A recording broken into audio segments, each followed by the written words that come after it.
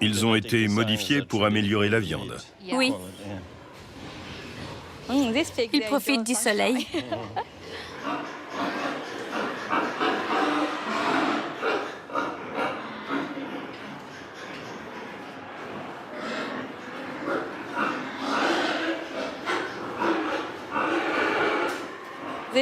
Voici la mère des porcelets. Enfin, ce n'est pas leur mère biologique, c'est La mère porteuse. la mère porteuse qui leur a donné naissance.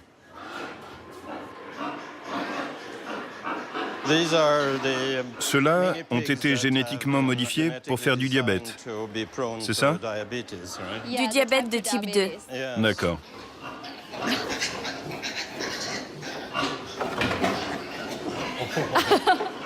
Ils ont tout compris.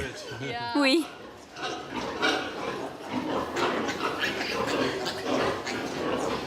Ils se battent pour les mamelles.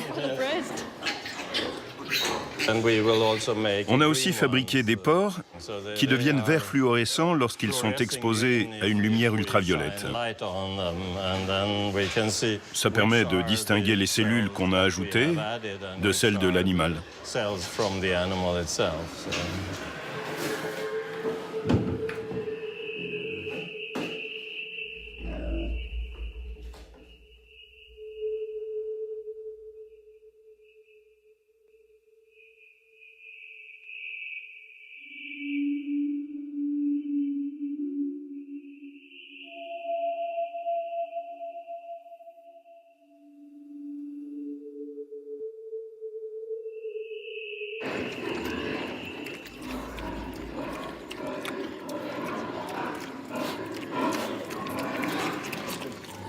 Ils ont les sabots jaunes, Oui, même à la lumière naturelle. en effet. Et ils sont plus petits, n'est-ce pas? Oui, Donc ils ont été doublement modifiés.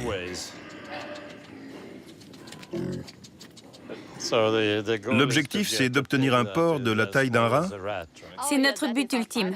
Oui. Comme ça, tous les laboratoires pourront se permettre d'en avoir. Les porcs deviendront beaucoup plus faciles à utiliser comme animaux de laboratoire. Oui.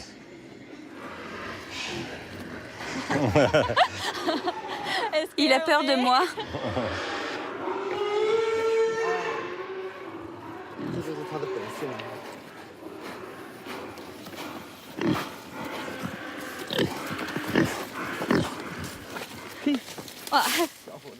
Il mange du foin?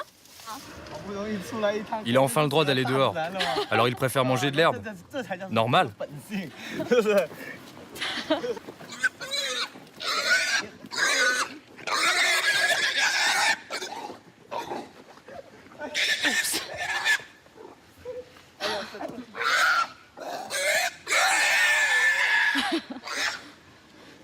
On dirait des bébés.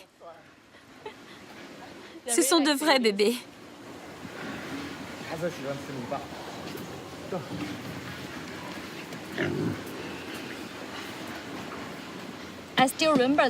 Je me souviens encore de la première fois que j'ai vu les embryons au microscope.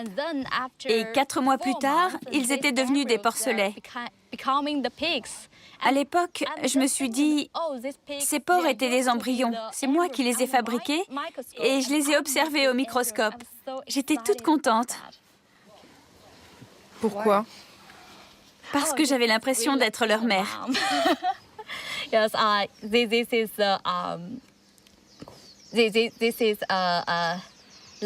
Je leur ai donné la vie avec mes propres mains.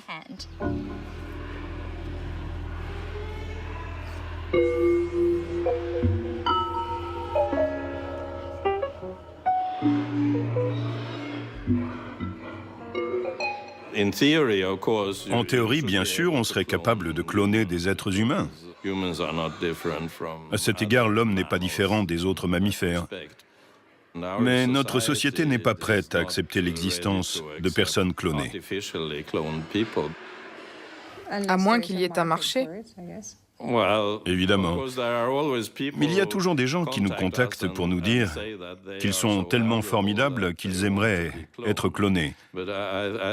Mais justement, c'est une excellente raison pour rejeter leur demande. S'ils sont aussi bêtes, il ne faut surtout pas les cloner.